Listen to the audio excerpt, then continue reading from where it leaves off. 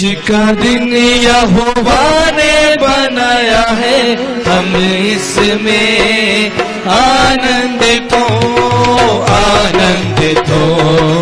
आज का दिन यहोवा ने बनाया है, हम इसमें आनंदित हो। प्रभु को महिमा मिले, चाहे हो मेरा अपमान।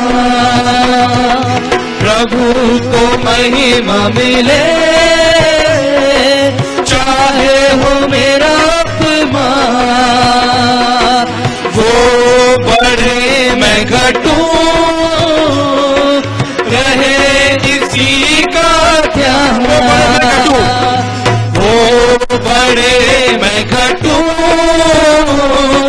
रहे इसी का ध्यान। क्योंकि आज का दिन यहोवा ने बनाया है, हम इसमें आनंदित हो। सबको जय मसीह की।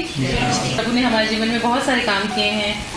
अभी कुछ ही समय हुआ, हम लोग जानते बहुत समय से हैं प्रभु को, लेकिन पूर्णतया वही बात है कि विश्वास नहीं करते थे। ठीक है, और भगवान, बहुत सारे भगवानों की कतार में एक यीशु मसीह भी थी। लेकिन कुछ समय से विकास जी ने, दीप्ति ने बहुत हम लोग को हेल्प की प्रभु को जानने में, और उसी प्रकार प्रभु ने बहुत हेल्प की हम लोगों की आगे बढ़ने में। बहुत सारी हमारी परेशानियां दूर हुई हैं, हम सच की तरफ लगातार बढ़ने में बहुत अच्छा लगता है। मन में से बहुत डर दूर हो गए हमारे। नहीं तो ये होता था कि आज वहां नहीं गए तो आज ये हो जाएगा। कुछ भी गलत काम होता था तो फटाफट हम लोग याद करने लगते थे कि अभी लास्ट में क्या नहीं किया था, कहाँ नहीं गए थे, क्या चीज, कौन सा रिवाज है जो भूल गए, कौन सा रिवाज है जो छूट गया था, उसकी वजह से ये हो रहा है। वो सब चीजों से हम लोग अब बाहर निकल रहे हैं। अब प्रार्थना करते हैं, आप सबकी प्रार्थना कीजिएगा कि हम लोग और आगे से तेजी से बढ़े प्रभु में, औरों के साथ भी अपने वचन बांटें, निर्भयता के साथ हम और आगे बढ़ते जाएं। धन्यवाद। आप देखेंगे कि प्रभु बड़े साधारण तरीके से लोगों के घर जा रहे हैं, और गरीबों के घर जा रहे हैं, और अनाथ लोगों के घर जा रहे हैं, विधवाओं के घर जा रहे हैं, और बीमार लोगों के घर जा रहे हैं। कितना सामान्य सा यीशु मसीह का जो है सरल स्वभाव जो है वो यीशु मसीह का नजर आता है। लेकिन आपको पता है कि यीशु मसीह इस संसार में आया क्यों? बहुत सारे लोग जानते हैं, अरे आया यीशु मसीह, ठीक है, चमत्कार किया उसने, अंधों को आंखें दे दी। हाँ, अभी हम गीत गा रहे थे, लाजर को जिसने जलाया, लाजर को भी उसने कब्र से बाहर निकाल दिया। और प्रभु तो भूखों को खाना, 2 रोटी से उसने 5000 लोगों को खाना खिला दिया। ये सब काम करने के लिए प्रभु आया था। ऐसा सोचते हैं आप? नहीं। अगर आप ऐसा सोचते हैं तो मैं आपको वचन निकालने के लिए प्रेरित करूंगा। प्रकाशित वाक्य 22:7। देख मैं शीघ्र आने वाला हूँ, धन्य है वह जो इस पुस्तक की भविष्यवाणी की बातें मानता है। देख मैं शीघ्र आने वाला हूँ, और धन्य है वह जो इस पुस्तक की भविष्यवाणी को मानता है। कहानी यहां से शुरू होती है जब हम प्रभु यीशु मसीह के विषय में बात करते हैं। प्रभु यीशु मसीह का जीवन बाइबल से शुरू होता है, ठीक है। और ये प्रभु यीशु मसीह क्या करा है कि देख मैं शीघ्र आने वाला हूं। संसार में, इस मानव जाति में बहुत सारे धर्मगुरु, संत, महात्मा, सन्यासी, अच्छे भले, बड़े बड़े राजा, पुरोहित, बड़े बड़े शानदार लोग इस पृथ्वी पर पैदा हुए। लेकिन यीशु मसीह का ये शब्द जो है वो ये शब्द है कि देख मैं शीघ्र आने वाला हूं। ये यीशु मसीह का शब्द कब हुआ? जब प्रभु यीशु मसीह का पुनरुत्थान हुआ। यीशु मसीह को 3 दिन कब्र में रहना पड़ा। 3 दिन के बाद जब वो कब्र से बाहर आया, वचन में लिखा है कि 40 दिन वापस वो पृथ्वी पर मनुष्यों के बीच में रहा, और 40 दिन बाद प्रभु यीशु मसीह सशरीर स्वर्ग में उठाया गया। ये मानव जाति का एक सबसे बड़ा इतिहास है जिसको कोई झुटला नहीं सकता। चाहे आप इसको इतिहास के नजरिए से देखें या इसको आप धर्म के नजरिए से देखें, ये मानव जाति की एक ऐसी कहानी है जिसके बिना इतिहास जो है वो अधूरा है। यीशु मसीह एडी और बीसी इतिहास, ईसा पूर्व और ईसा बाद, संपूर्ण इतिहास यीशु मसीह पर आधारित है। और यहां पर प्रभु का वचन लिखा है, देख मैं शीघ्र आने वाला हूं। क्या हुआ? प्रभु यीशु मसीह मरकर चला गया संसार से? क्या प्रभु यीशु मसीह मरकर चला गया? बताइए आप मुझे, क्या हुआ उसके साथ? सशरीर वो स्वर्ग में उठाया गया। वचन में लिखा है शीघ्र। क्यों शीघ्र आएगा परमेश्वर? क्या करेगा आकर? देखिए इसके साथ आप निकालें 22-12 पद को निकालें, 22 अध्याय के 12 पद को देखें। क्यों आएगा परमेश्वर शीघ्र और क्या करेगा हमारे मध्य में? 12वां पद, देख मैं शीघ्र आने वाला हूँ। देख मैं शीघ्र आने वाला हूँ। और हर एक के काम के और अनुसार हर एक के काम के अनुसार बदला देने के लिए प्रतिफल मेरे पास है। आप समझ रहे हैं, मैं शीघ्र आने वाला हूं, लेकिन हर एक के काम के लिए उसका बदला देने के लिए प्रतिफल क्या है, मेरे पास। आगे क्या लिखा है, मैं अल्फा और ओमेगा, पहला और अंतिम और आदि और अंत हूं। प्रभु यीशु मसीह जो साधारण सी शख्सियत है, जो एक साधारण से कपड़े, साधारण से चप्पलों को पहनकर गांव से गांव में घूम रहा है, एक स्थान से दूसरे स्थान पर जा रहा है, वो क्या कह रहा है, देख मैं शीघ्र आऊंगा और मैं क्या करूंगा, तुम्हारे कामों का बदला तुम्हें दूंगा। कैसे काम, किस तरह के काम प्रभु यीशु मसीह हमारे बदला देंगे। आइए आप मेरे साथ निकालें रोमियो की पत्री, उसका 2 अध्याय 2 से 8 तक आप इसको मनन करें। जब हम कुछ पदों को पढ़ लेंगे तो आप इसकी भूमिका को समझ पाएंगे कि प्रभु यीशु मसीह क्यों आएगा और उस समय क्या होगा। रोमियो की पत्री उसका 2 अध्याय और 2 से 8 तक आप इसको पढ़ें। हम जानते हैं कि एक ऐसे काम करने वालों पर परमेश्वर की ओर से ठीक ठीक दंड की आज्ञा होती है। हे मनुष्य, तू जो ऐसे काम करने वालों पर दोष लगाता है और आप वे ही काम करता है, क्या ये समझता है कि तू परमेश्वर की दंड की आज्ञा से बच जाएगा? क्या तू उसकी कृपा और सहनशीलता और धीरज रूपी धन को तुच्छ जानता है? क्या यह नहीं समझता कि परमेश्वर की कृपा तुझे मन फिराव को सिखाती है, पर तू अपनी कठोरता और हठीले मन के कारण उसके क्रोध के दिन के लिए, जिसमें परमेश्वर का सच्चा न्याय प्रकट होगा, अपने लिए क्रोध कमा रहा है। वह हर एक की उसके कामों के अनुसार बदला देगा, जो सुकर्म में स्थिर रहकर महिमा और आदर और अमरता की खोज में है। उन्हें वह अनंत जीवन देगा। पर जो ध्यान से सुनिए, पर जो विवादी हैं और सत्य को नहीं मानते वरन अधर्म को मानते हैं, उन पर क्रोध और कोप पड़ेगा प्रभु यीशु मसीह का। क्योंकि ये प्रभु यीशु मसीह हमारे मध्य 33.5 साल तक एक साधारण मनुष्य बनकर रहा, लेकिन वचन कहता है कि वो साधारण नहीं था। God become man and dwell among us। परमेश्वर मनुष्य बना और हमारे मध्य रहा, 33.5 साल तक पृथ्वी पर मनुष्य बनकर रहा। क्यों? सिर्फ चिन्ह चमत्कार दिखाने के लिए? क्या परमेश्वर को लगा कि संसार में लोग बड़े बड़े काम कर रहे हैं, मैं भी चलकर एक महिमा का काम प्रकट करूं, मैं भी चलकर मुर्दों को जिंदा करूं, मैं चलकर अंधों को आंखें दूं और लोग मेरी वाहवाही करेंगे? नहीं, प्रभु यीशु मसीह का उद्देश्य इस पृथ्वी पर आने का यह उद्देश्य नहीं था।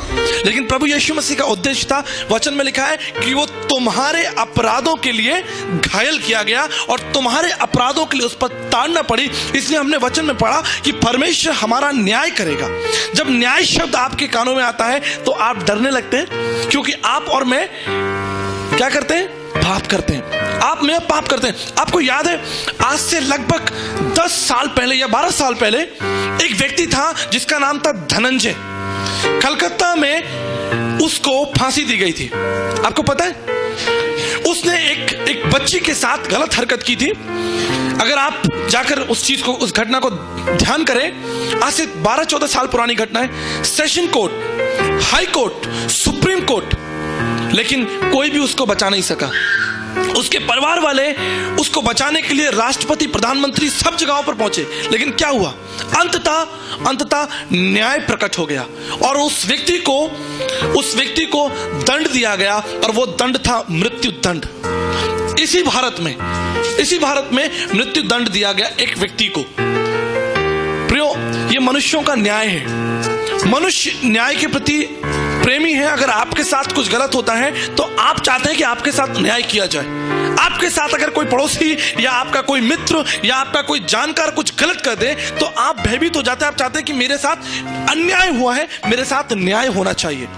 आपके अंदर ये न्याय कौन डाल रहा है, इस बात को कौन डाल रहा है, न्याय और अन्याय कौन डाल रहा है आपके बीच में? ये परमेश्वर का कार्य है कि वो आपको विवेक, बाइबल कहती है परमेश्वर ने मनुष्य को विवेक दिया है और ये विवेक जानवरों के पास नहीं है, मनुष्यों के पास में, कि वो सही और गलत में फर्क कर सके, न्याय और अन्याय में फर्क कर सके। आज से 14 साल पहले जब उस व्यक्ति को फांसी पर लटकाया गया तो भारत सरकार की ओर से न्याय किया गया, क्योंकि वो एक लड़की जो एक छोटी बच्ची थी उसके साथ गलत व्यवहार किया गया था। जब मनुष्यों का न्याय इतना भयानक है तो आप सोचिए कि परमेश्वर का न्याय कितना भयानक होगा। परमेश्वर का न्याय कितना भयानक होगा। उसने कहा, देख मैं शीघ्र आने वाला हूं और तुम्हारे कामों का क्या दूंगा, प्रतिफल तुमको दूंगा। आपको लगता है कि हम परमेश्वर के सामने जाकर खड़े हो जाएंगे और परमेश्वर हमें अपने गले लगा लेगा?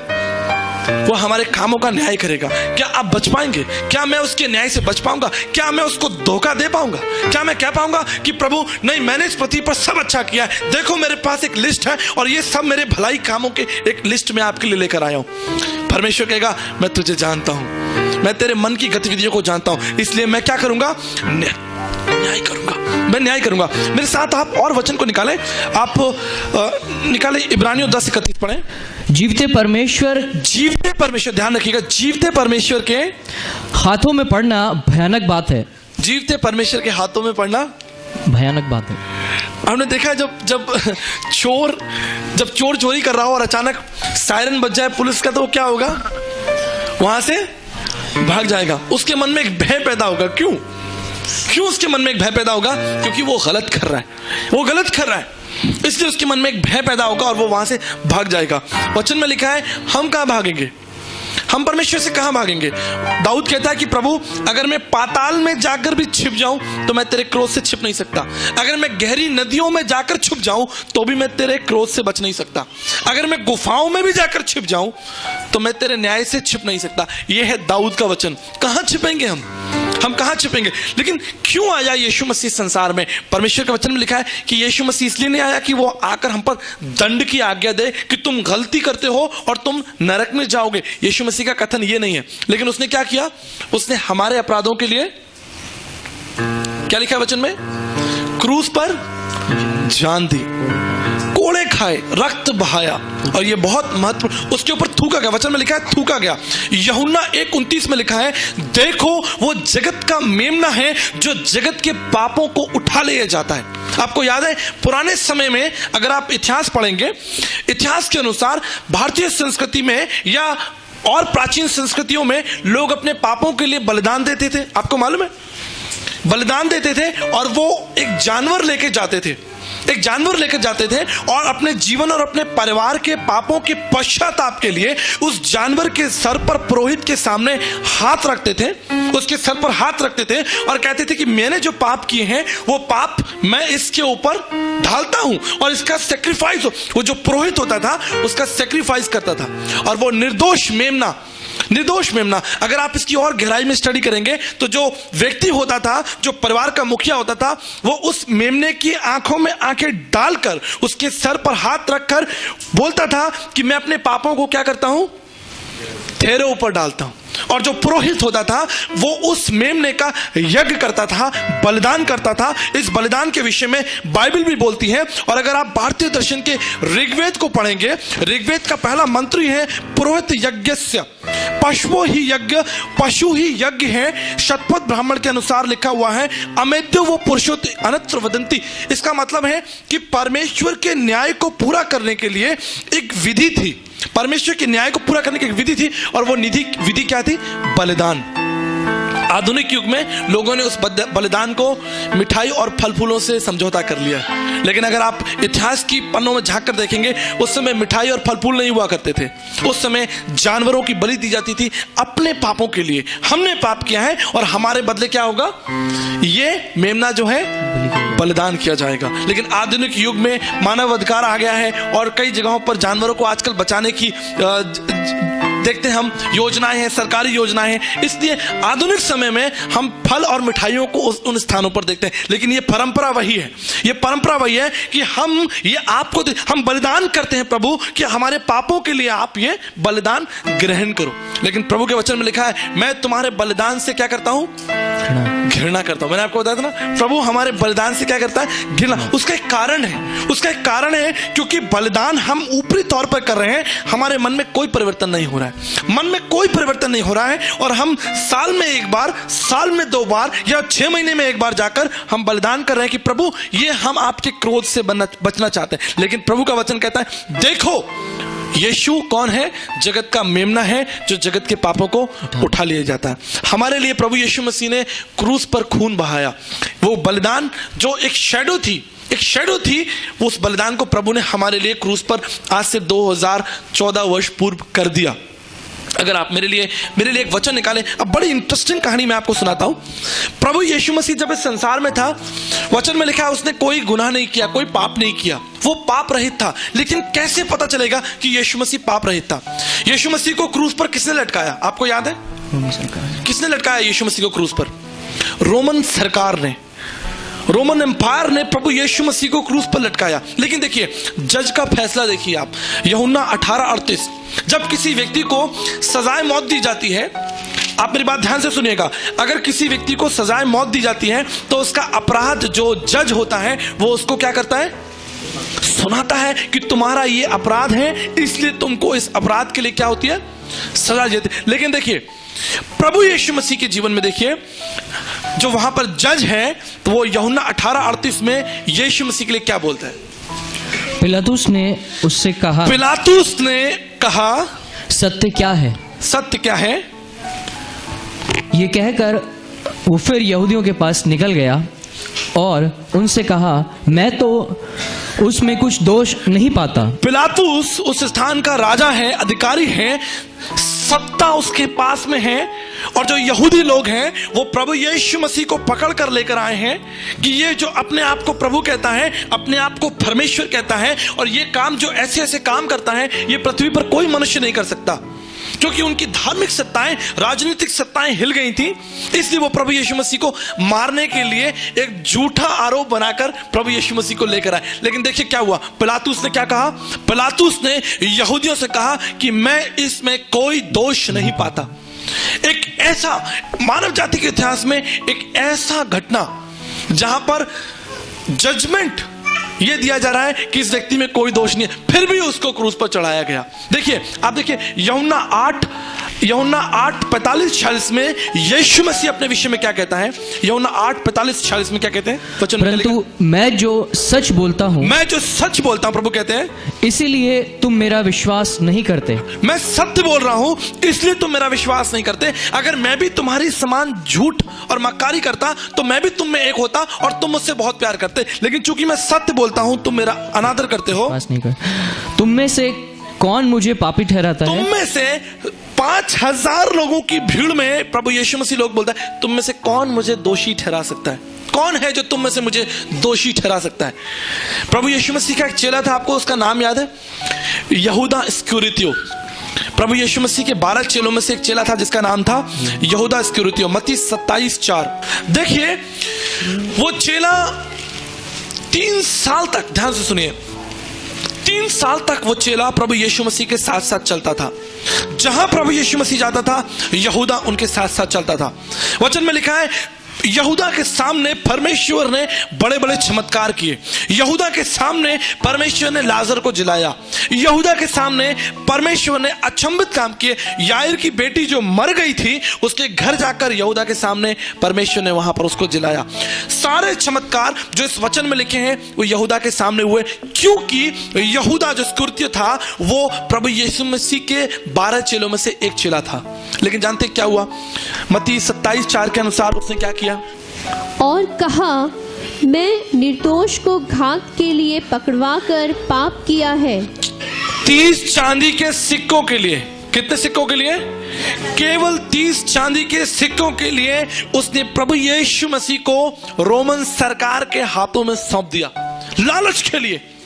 3 साल की उस अद्भुत सेवकाई को भूल गया, वो उस 3 साल के महान कार्यों को भूल गया जो प्रभु ने उसके लिए और उसके द्वारा किए, लेकिन मात्र 30 चांदी के सिक्कों के लालच में उसने प्रभु यीशु मसीह को रोमन सरकार के हाथों में पकड़वा दिया।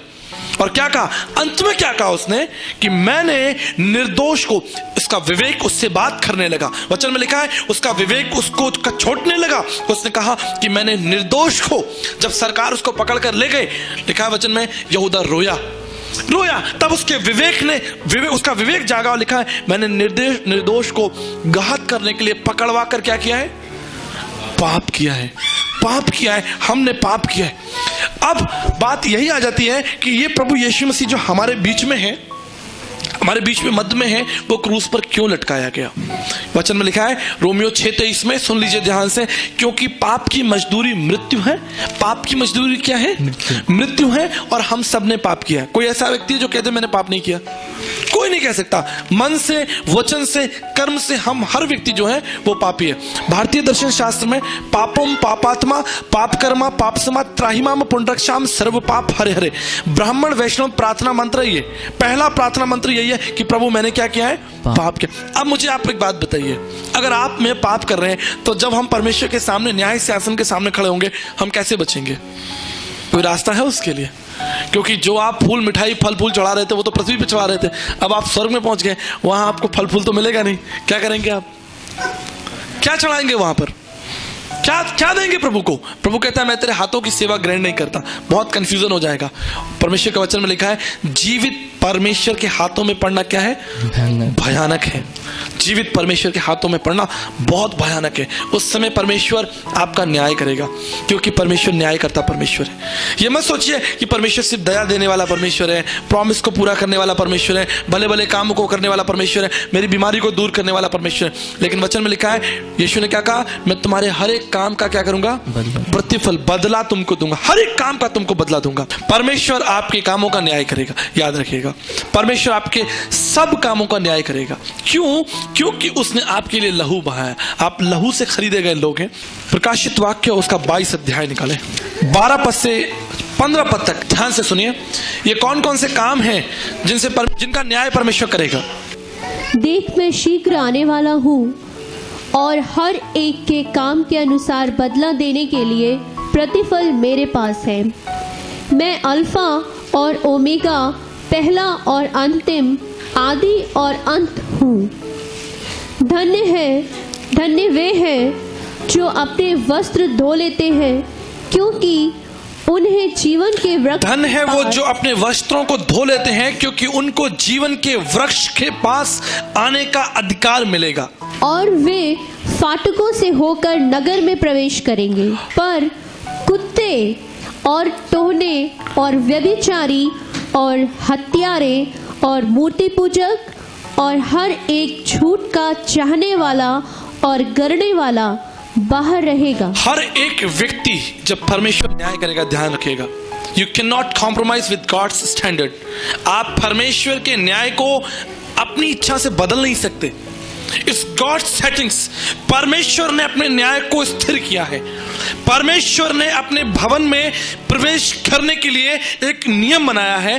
परमेश्वर के राज्य में हर व्यक्ति प्रवेश नहीं कर सकता। परमेश्वर के वचन में लिखा है हर एक व्यक्ति झूठ का चाहने वाला और झूठ का गढ़ने वाले लोग और चाहने वाले लोग परमेश्वर के राज्य के बाहर खड़े होंगे, और तब परमेश्वर उनके कामों का न्याय करेगा। परमेश्वर आपके एक एक काम का न्याय करेगा जो आप छिपकर करते हैं, गुप्त में करते हैं। क्यों? क्योंकि मैं परमेश्वर की समानता में रचा गया हूं। मनुष्य परमेश्वर की समानता में रचा गया है, और वचन में लिखा है आपके एक एक काम का न्याय परमेश्वर करेगा। आप कैसे बचेंगे? क्या उसके लिए विकल्प है? उसका सिर्फ एक विकल्प है। वचन में लिखा है धन्य है वो जो अपने वस्त्र धो लेते हैं, क्योंकि उनको जीवन के वृक्ष के पास आने का अधिकार मिलेगा। जो अपने पापों को पृथ्वी पर मान लेगा और छोड़ देगा। पृथ्वी पर मान लेगा, मरने के बाद मानेंगे कैसे आप? कब्र में दाऊद कहता है क्या मैं कब्र में जाकर प्रभु आपसे क्षमा मांगूंगा? नहीं, इस अल्प आयु में, छोटी आयु में ही आपको निर्णय लेना है कि आपको कहां जाना है। सनातन काल के लिए परमेश्वर के राज्य में प्रवेश करना है, या अनंत काल के लिए परमेश्वर के विपरीत उस दंड में प्रवेश करना है। परमेश्वर का दंड बहुत भयानक, मैं आपको डरा नहीं रहा हूं, लेकिन मैं आपको सत्य बताना चाहता हूं कि जब परमेश्वर न्याय करेगा, परमेश्वर ने लिखा है गंधक और आग से वो हमारा न्याय करेगा। गंधक और आग से, गंधक और आग की झील में हमको डाला जाएगा, ये वचन में लिखा है। परमेश्वर आपको आशीष दे। हम परमेश्वर का धन्यवाद करते हैं। प्रियो, हम अपना सत्संग समाप्त नहीं करना चाहते बिना आपको ये अवसर दिए कि प्रभु यीशु मसीह को अपने जीवन, अपने परिवार का उद्धारकर्ता प्रभु ग्रहण करें। एक छोटी सी प्रार्थना के साथ प्रभु को आप अपने जीवन में ग्रहण कर सकते हैं। आइए मेरे साथ इस प्रार्थना को दोहराएं।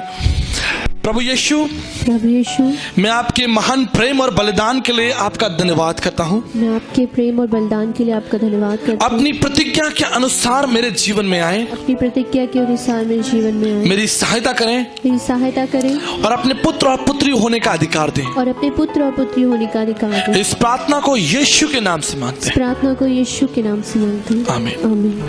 मित्रों, हम आपका धन्यवाद करना चाहेंगे इस समय जब आप यीशु सत्संग कार्यक्रम को टीवी पर देख रहे हैं। भाई प्रदीप पवार, उनकी पत्नी साधना पवार ने मुंबई से इस कार्यक्रम को आप तक पहुंचाने में अपना सहयोग दिया है।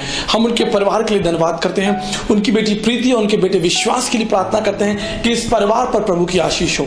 हम धन्यवाद करते हैं कि जो आर्थिक सहयोग उन्होंने प्रभु की सेवा में बोया है, उस आर्थिक सहयोग का चौगुना परमेश्वर उनको वापस करे। साथ ही हम धन्यवाद करना चाहेंगे, देश से तमाम फोन कॉल्स हमको आ रहे हैं, फोन के द्वारा, ईमेल के द्वारा और फेसबुक के द्वारा लोग हमसे बातचीत कर रहे हैं। हम उनके लिए प्रार्थना कर रहे हैं। परमेश्वर, जी हाँ, प्रभु यीशु मसीह का वचन उनके जीवन में कार्य कर रहा है। हम धन्यवाद देंगे तमाम उन लोगों के लिए जिन्होंने अपने सहयोग को दिया है, इस कार्यक्रम को अपने मित्रों, अपने चर्च में बोलकर, बताकर बांटा है, ताकि बहुत सारे लोग इस कार्यक्रम से जुड़ सके।